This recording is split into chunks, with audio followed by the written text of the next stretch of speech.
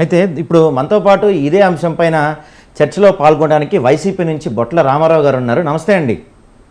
నమస్కారం అండి.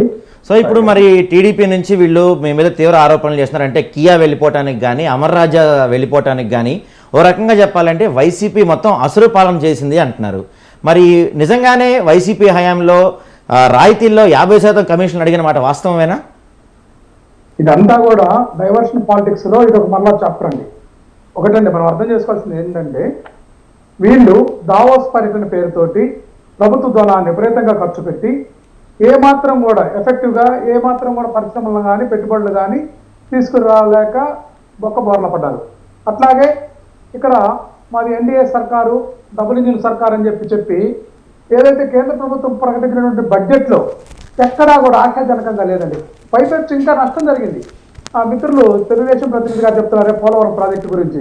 Polavaram project facts కనుక మాట్లాడితే ఇదంతా కూడా తెలుగుదేశం పార్టీ తప్పేది. విభజన చట్టంలో కేంద్ర ప్రభుత్వం నిర్మిస్తామంటే కాదు, కాంట్రాక్టర్ పనుల కోసం తీసుకొచ్చి అది కూడా ఏదైతే కాపర్ డ్యామ్స్ కంప్లీట్ చేయకుండానే మెయిన్ డ్యామ్కి వాళ్ళు చేసినటువంటి ప్రయత్నం ఏదైతే ఎర్త్ వర్క్ చేయాలని చెప్పేసి ఆలోచనతో స్పిల్వే పనులు కూడా పక్కన పెట్టి కాంక్రీట్ పనులు కాకుండా మట్టి పనులు చేసి అసంబద్ధమైనటువంటి విధానంతో చేశారనేది కేంద్ర ప్రభుత్వం కానీ పోలవరం ప్రాజెక్ట్ అథారిటీ కానీ గుర్తించిందండి. అట్లాగే ఈరోజు చూస్తూ ఉంటే పోలవరం ఎత్తుని 45.72 మీటర్ల నుంచి 45.15 మీటర్లకి తగ్గించారు. ఇది వీళ్ళు సాధించినటువంటి ఘనత. అట్లాగే చూస్తున్నాం ఈ రాష్ట్రంలో ఉచిత ఇసుక పేరుతోటి ఎంత మభ్యపెట్టి ఇప్పుడు కూడా టీవీల్లో కానీ ప్రచార మాధ్యమాల్లో కానీ ప్రభుత్వ సొమ్ముతోటి ఎక్కడ ఉచిత ఇసుక లేదండి.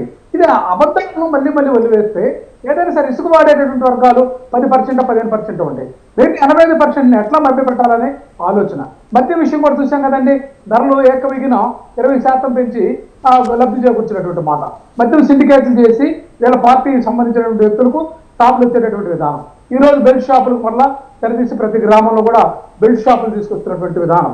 అట్లాగే మనం చూస్తుంటే ల్యాండ్ కన్వర్షన్ గురించి కూడా చూస్తే ల్యాండ్ కన్వర్షన్ చేసుకున్నా కూడా రైతులు కానీ రియల్ ఎస్టేట్ వ్యాపారులు చేసుకుంటే దానికి సమ్ పర్సెంటేజ్ కట్టాల్సి వస్తుందండి. ఈరోజు ఎందుకంటే బియ్యం విషయంలో చూస్తుంటే ప్రతి నెల 30 లక్షల దాకా ఒక నియోజకవర్గంలో వసూలు చేస్తున్నటువంటి పేదల బియ్యాన్ని మాఫీ చేస్తూ దాన్ని మనకు వైసీపీ మీద నెట్టేటువంటి ప్రయత్నం. అంతా కూడా డైవర్షన్ పాలిటిక్స్ తప్పితే మద్యం కానీ ఇసుక వ్యాపారం కానీ గ్రావెల్ కానీ మట్టి కానీ అట్లాగే బియ్యం కానీ ఇవన్నీ కూడా వీళ్ళు అవినీతికి దారులు తెరిచి చేస్తూ ఉన్నారు. ఆంధ్రజ్యోతి పేపర్లో కూడా ఈ యొక్క అవినీతికి సంబంధించినటువంటి ఈనాటి పత్రికల్లో కూడా చూస్తూ ఉన్నాం. రోజు కనిపించట్లేదా? ఇక్కడ పెట్టుబడిదారుల రాయితీల్లో మా నాయకుడు జగన్మోహన్ రెడ్డి గారు 50% వాటా అడిగారనేది ఇది పచ్చి అబద్ధం. జగన్మోహన్ రెడ్డి గారు చాలా నిబద్ధతతోటి ఈ రాష్ట్రంలో 17 మెడికల్ కాలేజీలకు ఆయన అంకురార్పణ చేశారు. ఆయన హయాంలో 4 పోర్టులు తీసుకొచ్చాడు. ఎందుకంటే పోర్టుల ద్వారా ఎక్కువ ఉద్యోగాలు కానీ సంపద కానీ కల్పించేదానికి 10 ఫిషింగ్ హార్బర్లు 4 ఫిష్ ల్యాండ్ సెంటర్లు తీసుకొచ్చినటువంటి ఘనత వైఎస్ జగన్మోహన్ రెడ్డి గారికి దొరుకుతుంది. అట్లాగే చాలా వైజాగ్లో పెట్టినటువంటి గ్లోబల్ సమ్మిట్ రామారావు గారు ఒక్క నిమిషం అండి. మీరు ఇందాక నుంచి కూడా రామారావు గారు ఒక్క నిమిషం దుస్థితి ఉందండి సాయి గారు.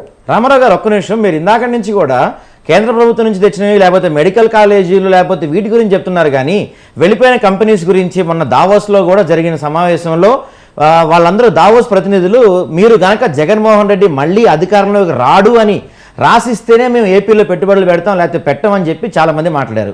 దట్టు మీరు ఇందాక చెప్తున్నారు చాలా పెట్టుబడులు తెచ్చామన్నారు. 2019లో వైజాగ్లో జరిగిన సమ్మిట్లో ఎన్ని వేల కోట్ల పెట్టుబడులు తెచ్చారు వైసీపీ వాళ్ళు? అసలు చాలా ఎంఓయూలు జరిగినాయి దాదాపుగా. ఎంఓయూలు అంటే ఏది? మీ మంత్రి చెప్పినట్టు ఎంఓయూలు అంటే మీ మంత్రి చెప్పినట్టు మాది ఇంకా చిన్న గుడ్డు, ఇంకా మాది గుడ్డు దోశ అని చెప్పారు. అవేనా ఎంఓయూలు? ఈ మధ్య ప్రధానమంత్రితో శంకుస్థాపన చేయించారు కదండి. అవే జగన్మోహన్ రెడ్డి హయాంలో తీసుకొచ్చినటువంటి అంశమే మనకు క్లియర్ గా ఉందండి. ఎవిడెన్స్ తోటి కూడా అక్కడ జరిగినటువంటి విధానం ఏంటంటే ఏదైతే జగన్మోహన్ రెడ్డి గారు ఆ రోజు ఎంఓయూలు కుదుర్చుకొని చేసినటువంటి దాన్ని ఈ రోజు శంకుస్థాపన చేయించారు. ఏది బల్క్ డ్రగ్ పార్క్ కానివ్వండి, అట్లాగే నక్కపల్లి దగ్గర చేసినటువంటి అంశంలో కానీ, అట్లాగే ఎన్టీపీసీ హైడ్రోజన్ హబ్ కానీ ఇవన్నీ కూడా జగన్ రైల్వే జోన్ అంశం కూడా ఇవన్నీ కూడా జగన్మోహన్ రెడ్డి కాదండి. రామారావు గారు మీరు మళ్ళీ అవే కేంద్రం నుంచి వచ్చే సంస్థల గురించి చెప్తున్నారు, కేంద్ర ప్రాజెక్టుల గురించి చెప్తున్నారు. కానీ 2019లో వైజాగ్లో జరిగిన సమ్మిట్లో ఎంత ఎంఓయూలు అయినాయి, తర్వాత మీ మంత్రి గారు గతంలో దావోస్కి వెళ్ళమంటే అక్కడ చలి ఎక్కువ ఉంటుంది నేను వెళ్ళనన్నారు.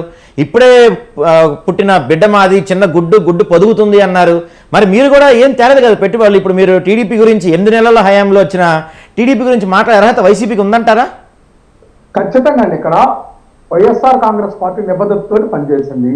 మంత్రి గారు మీడియా అడిగినటువంటి సమాధానంలో అక్కడికి వెళ్ళకుండా ఇక్కడికే తీసుకొచ్చారు కంటే గ్లోబల్ సమ్మిట్ ని అనే పేరుతో వైజాగ్ లో తీసుకొచ్చి ఆ పారిశ్రామికవేత్తలు ఉన్నత ఆహ్వానించి ఇక్కడ ప్రాక్టికల్ చూపించారు. ఇక్కడ ఒకటే అంశం, ఈ రోజు కూడా తెలుగుదేశం పార్టీ అమరావతి అనేటువంటి విధానం 3 రాజధానులని జగన్మోహన్ రెడ్డి గారు ఎందుకు మాట్లాడుతున్నారంటే భవిష్యత్తులో ప్రతి ఒక్కరు అంగీకరించాల్సిన జగన్మోహన్ రెడ్డి గారు ప్రాక్టికల్ గా సైంటిఫిక్ గా రీసెంట్ గా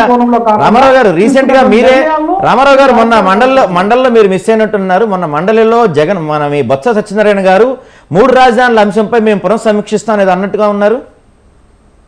ఇప్పుడు ఇక్కడ ఒక అంశం అండి, ఇక్కడ ఒక పార్టీ ఆలోచన విధానము ఎట్లా ఉంటుందంటే ముందు జాగ్రత్తలు తీసుకునేటటువంటి అంశంలో ఉంటుంది. ఇప్పుడు చంద్రబాబు నాయుడు గారు అమరావతి అనేది దానికి ఎక్కడ కట్టుబడి ఉన్నారండి? ఆయన కూడా వైజాగ్ ఆర్థిక రాజధాని చేస్తామని మాట్లాడారు. ఇట్లా ఏంటంటే ప్రతి ఆలోచన విధానం కానీ వీటన్నిటిని తీసుకొని రాజకీయ పార్టీల వైఖరి ఉంటుందనే దాంట్లో నిస్సందేహం. అయితే జగన్మోహన్ రెడ్డి గారు ఏదైనా సరే సైంటిఫిక్ మెథడే. ఉదాహరణకు ఒకటి చెప్తానండి, ల్యాండ్ టైటింగ్ యాక్ట్ అనేది నీతి ఆయోగ్ ద్వారా కేంద్ర ప్రభుత్వం తీసుకొచ్చినటువంటి యాక్ట్ ఇది ఎన్డీఏ ప్రభుత్వం తెచ్చింది. దాన్ని కేవలం అడాప్ట్ చేసుకొని రాష్ట్రంలో ఇంప్లిమెంట్ చేసి రీసర్వే చేసి 100 సంవత్సరాల నుంచి ఉన్నటువంటి సమస్యను పరిష్కారం చేయడమే కాక ప్రభుత్వ భూములు, డీకే భూములు, ఏడబ్ల్యూ ల్యాండ్స్ వీటన్నిటిని కూడా పరిష్కారం చేస్తుంటే వీళ్ళకి విషయం నమ్మినట్లుగా ఆ యాక్ట్ రద్దు చేసామంటే ఎట్లా చెల్లుతుందండి? చంద్రబాబు నాయుడు గారు చెప్పే దాంట్లో ఎక్కడా నిబద్ధత ఉండదండి. ఎందుకంటే గతంలో 2014లో చూసాం బెల్ట్ షాపులు రద్దు చేస్తాం. అసలు బెల్ట్ షాపులు అనేది అనాగరికమైనటువంటి చట్ట పద్ధతి లేనటువంటి దాన్ని నేను రద్దు చేస్తాననేటువంటిది. అట్లాగే ల్యాండ్ టైటిలింగ్ యాక్ట్ రద్దు చేస్తామని ఈ మాటలన్నీ కూడా ప్రజలు చెవుల్లో పూలు పెట్టేటటువంటి అంశం తప్పితే ప్రజాబాహుల్యంలో ఎటువంటి పరిష్కార మార్గం కానటువంటి అంశాలను వాళ్ళు టచ్ చేసి ప్రజల్లో ప్రచారం చేస్తాం. పదే మాట్లాడితే అబద్ధం కూడా నిజమవుతుంది అనేటువంటి ఆలోచనతోటి వాళ్ళు ఆ ఫార్ములా.